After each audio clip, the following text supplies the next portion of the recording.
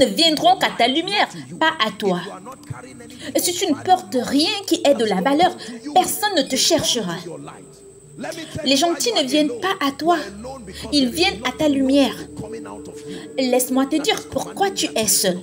Tu es seul parce que il n'y a rien de notable sortant de toi qui retienne l'attention des autres. La valeur est puissante. Vous devez avoir quelque chose à offrir. Écoutez, la table de la grandeur a été conçue de telle sorte que vous n'y allez pas et déplacer une chaise pour vous asseoir. La condition pour rejoindre les grands et vous asseoir sur cette table est que vous fournissiez d'abord votre valeur.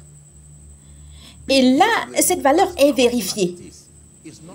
Il y a un seuil de compétences que vous devez atteindre pour rejoindre la table des grands. Avoir de la valeur, aussi puissant soit-il, n'est pas suffisant. Le poste le plus élevé dans chaque organisation est réservé au maître. La compétence est un promoteur. Elle peut vous élever au-delà de votre parcours. Elle peut vous élever au-delà de vos limites. Il y a une sorte de musique appelée musique des maîtres. Beaucoup d'entre vous l'ont écoutée. Ces gars-là maîtrisent l'art de ne pas échouer. Lorsqu'ils s'asseyent et jouent, ils ont atteint un niveau où ils sont un avec ce qu'ils font. Ils ne cherchent pas à avoir raison. Vous devez faire confiance à Dieu pour être maître dans quelque chose. Personne ne viendra et te sera indéfiniment fidèle pour rien. Non! Quand vous étudiez le leadership, il y a une dimension du leadership qui vient par les résultats. Les gens veulent voir les résultats. Ils t'aiment, mais ils s'aiment aussi. Ils veulent voir de véritables résultats cohérents et reproductibles. Et si vous êtes un homme de Dieu, vous devez décider que je serai compétent. Je serai excellent dans le ministère. Quelle prestation! Vie de prière excellente. Éthique du ministère excellente. Intelligence administrative et managériale excellente. Refuse de rester petit. La valeur est puissante. Quand j'ai appris ceci, j'ai commencé à me réjouir. J'ai trouvé un moyen pour sortir de la médiocrité. J'ai trouvé un moyen pour sortir de la jalousie. J'ai trouvé un moyen pour sortir de la compétition. La maîtrise vous élève à un tel niveau dans la vie que vous êtes si distingué qu'on dirait que la vie vous flatte. Laissez-moi vous dire ceci. J'ai appris ceci et pour les besoins de cette discussion de ce soir, je voudrais que vous preniez des notes. Que le royaume de Dieu fonctionne sur la base d'un système de récompense. Le royaume de Dieu fonctionne sur la base d'un système de récompense. Et qu'il existe une loi auxiliaire qui est liée à la loi de la compétence, la loi de la valeur et la loi de la maîtrise. Je vais vous citer cela afin que vous puissiez prendre des notes.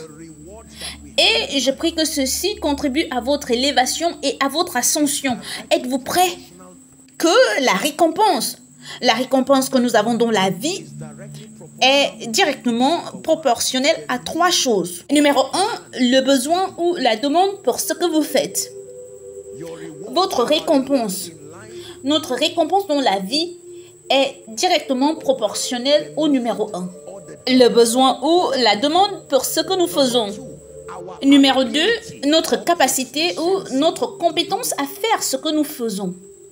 C'est là que la compétence et l'excellence entrent en jeu dans votre capacité à faire ce que vous faites. Et puis, le numéro 3, la difficulté de te remplacer. Je reprends. Notre récompense dans la vie, financière ou honneur, et quel que soit le type de récompense, qu'elle soit financière ou psychique, la récompense sera toujours un rapport exact, en proportion exacte avec numéro 1, la demande ou le besoin de ce que vous faites. Numéro 2, votre capacité à faire ce que vous faites. Numéro 3, la difficulté de vous remplacer. Quand on peut facilement te remplacer, tu n'iras jamais loin dans la vie. Ceci n'est pas d'un point de vue compétitif, mais tu dois décider d'être exceptionnel. Il est vrai qu'aucun homme n'est indispensable, mais rend difficile l'idée de te remplacer. Et l'entreprise te gardera suppliant. Je vous assure que pendant qu'ils réduisent les effectifs dans ce pays, il y a des gens qui ne passeront pas un mois sans emploi. Ils sont trop compétents pour ce genre de situation. Ils sont littéralement le cerveau derrière de nombreuses entreprises. Il y a de nombreuses années, j'ai connu un jeune homme qui occupait 3 emplois. Et il ne travaillait que 3 ou 4 fois par semaine. Il vivait dans l'état de Kaduna, mais il travaillait à Lagos et l'entreprise le transportait chaque semaine. Il était consultant en informatique. S'il toussait, je pense qu'on lui achèterait une pharmacie, pas un médicament. Écoute, tu dois être si précieux et tu dois être si compétent. Il y a une mesure d'honneur qui n'appartient qu'au maître. J'ai pris ma décision et vous m'avez entendu le dire. Je n'ai pas l'ambition d'apprendre et de tout savoir et d'être exceptionnel en tout. Mais les domaines dans lesquels Dieu m'a appelé, j'ai fait alliance avec moi-même et ma vie, que je m'étirerai jusqu'à un point de maîtrise recherché dans le ministère et dans le leadership. Chaque grâce qui est disponible pour les signes et les prodiges, je lutterai pour l'obtenir par la lumière. Gloire à Dieu pour ce qu'il me donne, mais je ne me reposerai pas. Et nous ne nous contenterons jamais de moins. Nous savons qu'il y a plus en vous. Écoutez, vous êtes un adorateur. Vous êtes un artiste musicien. Ne vous contentez pas de chanter et de chercher ceux qui vous connaissent pour qu'ils continuent à vous recycler. Un jour viendra où ils seront fatigués de vous parce qu'il y aura trop d'alternatives. Vous devez faire confiance à Dieu pour l'illumination. Vous devez faire confiance à Dieu pour la maîtrise. Apprenez au pied du maître. Atteignez un point où vos chansons ne meurent pas. Tu es un homme d'affaires, ne dis pas que personne ne me sponsorise. Oh, je suis chef. Qui peut placer la demande en toi? Jusqu'à ce que tu serves les rois, tu ne peux pas recevoir la récompense des rois. Si Kweno n'y en a peur de la valeur qu'aux personnes qui sont en dehors de la politique, de la gouvernance et des affaires, avec tout le respect et avec tout le sens de responsabilité, alors vous ne pourrez jamais encadrer des rois et bénir les gens. Des vérités qui sont conformes aux Écritures, prouvées par la vie de personnes exceptionnelles, communiquées de manière exceptionnelle, soutenues par la puissance du Saint-Esprit, comme du feu dans votre esprit. Vous portez cette vérité et vous pouvez courir avec. La compétence. Décide-toi d'être compétent au nom de Jésus. Tu es un homme de Dieu, décide-toi d'être compétent. Un seul mal de tête par an et sois prêt pour des salles vides. Pas à cette époque dans laquelle nous vivons. Tu veux venir chanter et on te dit, ne t'inquiète pas de la mélodie, concentre-toi juste sur les paroles. Il récite un poème, alors récite le poème. Sommes-nous ensemble? Oui, je sais que nous commençons tous progressivement. Mais décidez-vous. Puis-je vous dire ceci? Ne venez pas vous tenir devant la scène quand vous n'êtes pas préparé. Vous pouvez vous détendre avec honneur, ne vous embarrassez pas. Détendez-vous avec honneur et entraînez-vous et faites cette erreur. La scène n'est pas faite pour s'entraîner. Apôtre, je suis fatigué de ce niveau, alors élève-toi par la compétence. Je suis fatigué de ce niveau, élève-toi pour servir les rois. La clé n'est pas de demander aux gens de venir. Écoutez, le manguier ne vous appelle pas. Il produit juste des fruits gros et juteux. Quelques mois avant, vous passiez devant le même manguier comme si vous ne le voyiez pas. Mais maintenant, regardez les techniques que vous utilisez à cause de ces fruits. Vous utilisez des pierres, vous utilisez des bâtons, vous y grimpez même. L'arbre ne vous a jamais demandé d'être si désespéré. Il ne produit que des fruits. Je vous dis pourquoi les gens vous ignorent. Il n'y a rien de remarquable dans votre vie. On ne vient pas à un arbre qui ne produit rien. Demandez à votre Jésus. Jésus est venu à un arbre qui avait des feuilles vertes et pas de fruits. Il ne l'a pas simplement conseillé et dit, l'année prochaine, fais mieux. Il l'a maudit. C'est ce que feront les hommes lorsque vous attirez des hommes en votre présence et que vous n'avez rien à offrir. Avant de demander aux hommes de venir, assurez-vous que la table soit prête. Que tout soit prêt avant d'appeler les hommes pour un festin. N'appelez pas un service miracle quand vous n'avez pas encore reçu le don de guérison. Et lorsqu'ils ne seront pas guéris, ils diront que je ne suis pas guéri. N'appelez pas les gens pour enseigner et ensuite vous partagez des choses. Et ils rentrent et utilisent la vérité que vous communiquez et il n'y a aucun résultat dans leur vie.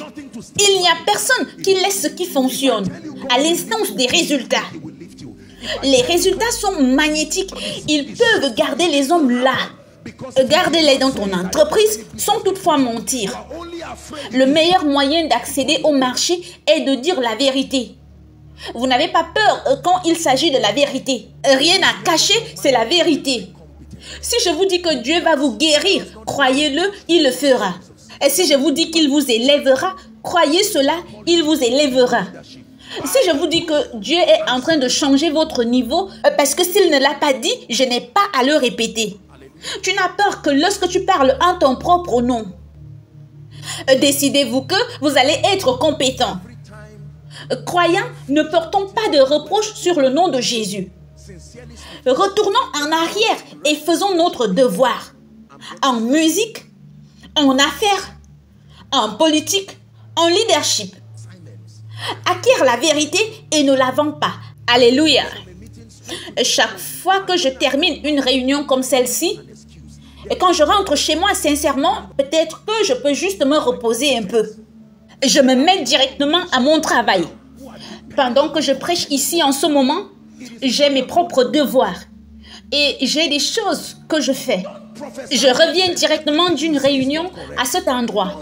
Et quand j'ai fini, même ma fatigue n'est pas une excuse.